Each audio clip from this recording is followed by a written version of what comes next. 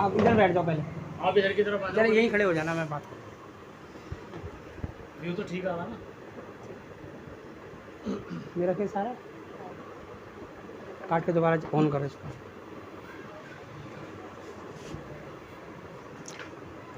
नमस्कार दोस्तों, मैं TD24 से तुलसीदास बोल रहा हूँ। आज मैं ऐसे शख्स से मिलाता हूँ, आज़ाद पार्टी के कार्यकर्ता, जो किसी भी हिंसा को बर्दाश्त नहीं करते।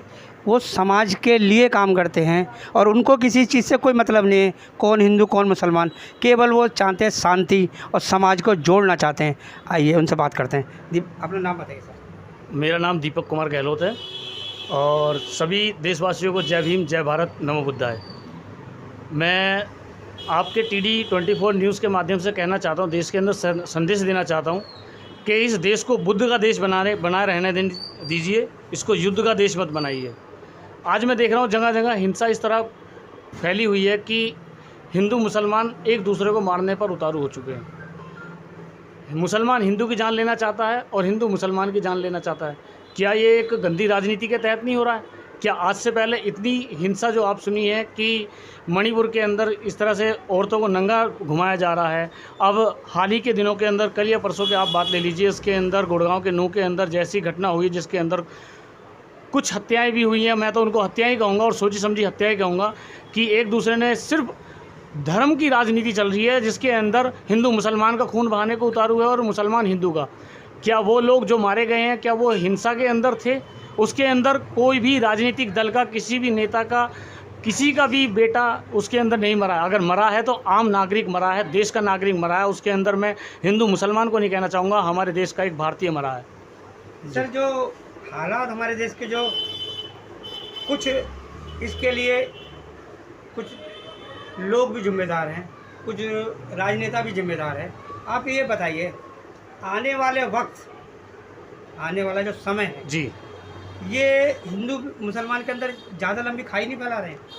जी, आपके चैनल के माध्यम से मैं ये भी कहना चाहता हूँ कि ये जो हिंसा फैलाई जा रही है ये कोई ऐसी नहीं है कि आजकल के अंदर कोई आपस में कोई मतभेद हुआ उनके अंदर। ये एक राजनीतिक हिंसा है जिसका श्रेय जाता है आज की वर्तमान सरकार को, बीजेपी सरकार को, क्योंकि इनका एजेंडा 2024 के अंदर पूरी तरह हिंदू मुसलमान की एक लड़ाई करा करके अपनी बीजेपी पार्टी को आगे करने का और देश के अंदर सरकार बनाने का इन्होंने पूरा बीड़ा उठाया हुआ है। चाहे इसके अंदर इंसानियत ख़त्म हो जाए या कुछ भी हो जाए, इनको इस बार जो है बीजेपी को लाना है, चाहे इसके अंदर कुछ भी हो जाए।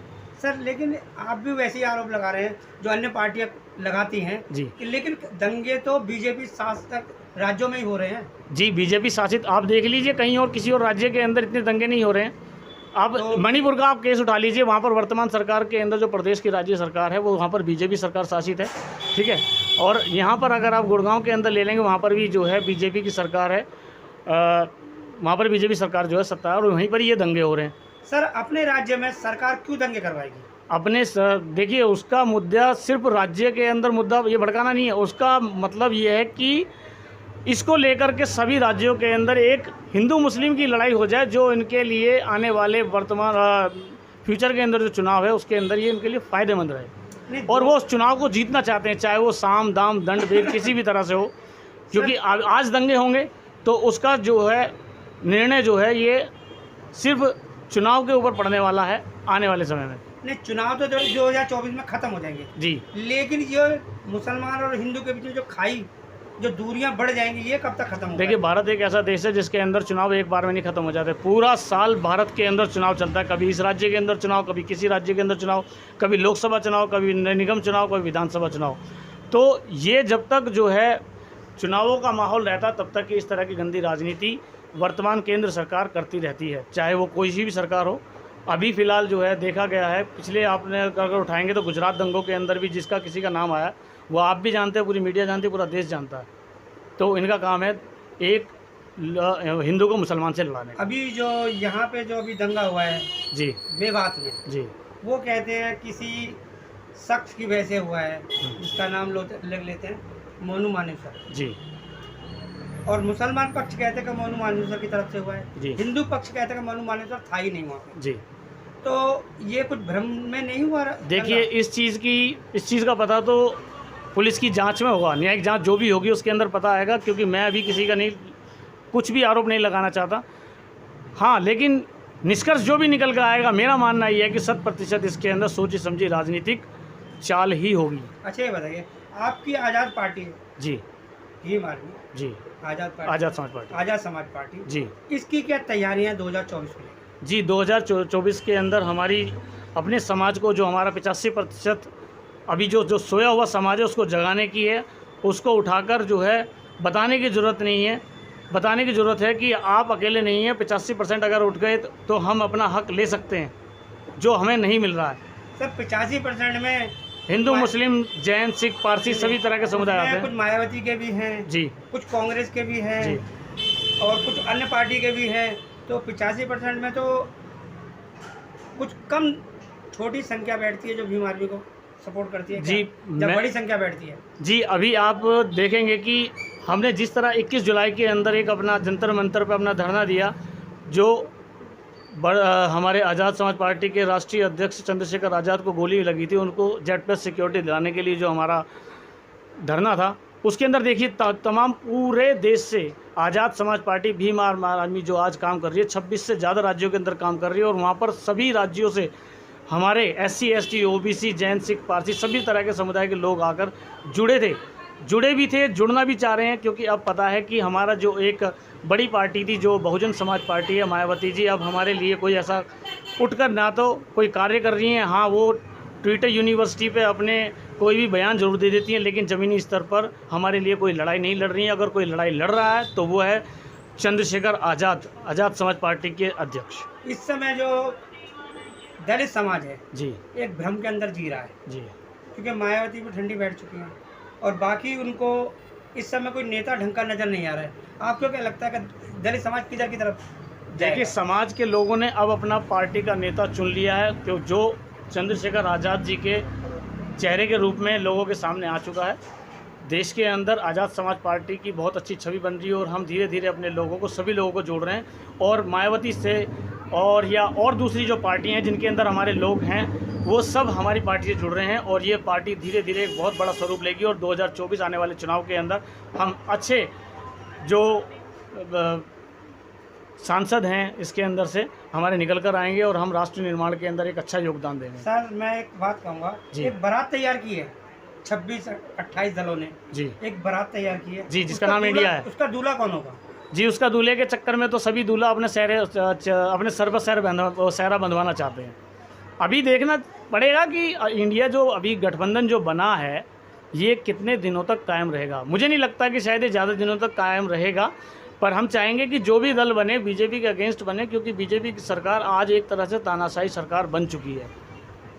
देखिए, हम ये चाहेंगे या आप भी ये चाहेंगे कि कोई सी भी सरकार बने जी, उसके सेंटर में दलित समाज बैठा हो। जी, हम तो चाहते हैं कि, क्योंकि आज किसी भी पद के ऊपर देख लीजिए, सबसे ज़्यादा पद जो हैं आज मनुवादियों के पास है, ब्राह्मण, क्षत्रिय, वैश्य के पास है। और हमारे जो बहुजन के लोग हैं इनके पास बहुत ही कम चांस के अंदर पद है, जिनके अंदर अगर जुडिशरी के अंदर लिए जाएँ, जजों के अंदर लिए जाएँ, कॉलेजियम सिस्टम के अंदर लिए जाएँ, तो हमारे पास में हमारे लोगों का कोई भी वहाँ पर रिक्त स्थान नहीं है। ना भी हमारे लोगों को वहाँ पर बैठाया गया है। कहीं ऐसा ना हो कि न्यायिक प्रक्रिया के अंदर अपने लोगों को खींचने लगें। तो हमारा तो अभी बिल्कुल भी कहीं पर भी नहीं है। तो हम अपनी पार्टी बना करके उस क्षेत्र के अंदर आगे से आगे अपना योगदान देना चाहेंगे।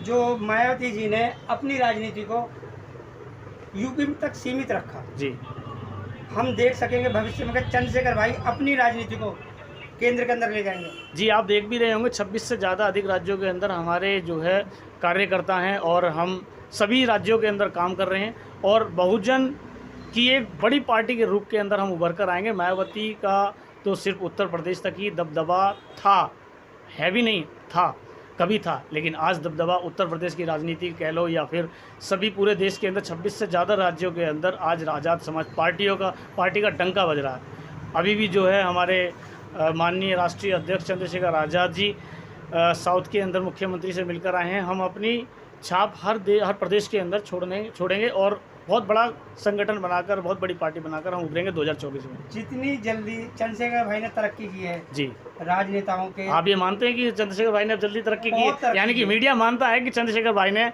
अपने यहाँ पर अपने पार्टी के स्थान पे बहुत अच्छी तरक्की की है और ये तरक्की बहुत ऊपर तक जाएगी। अभी बहुत ऊपर जाना, बहुत आगे जाएंगे। आने वाले समय के अंदर हो सका तो हमारा प्रधानमंत्री भी हम चंद्रशेखर भाई को देखना चाहेंगे। राष्ट्रीय स्तर की जो पार्टी है भारत, जी बड़ी पार्टी जी, मैं बहुत बड़ी बात कह रहा हूँ जी उसको भी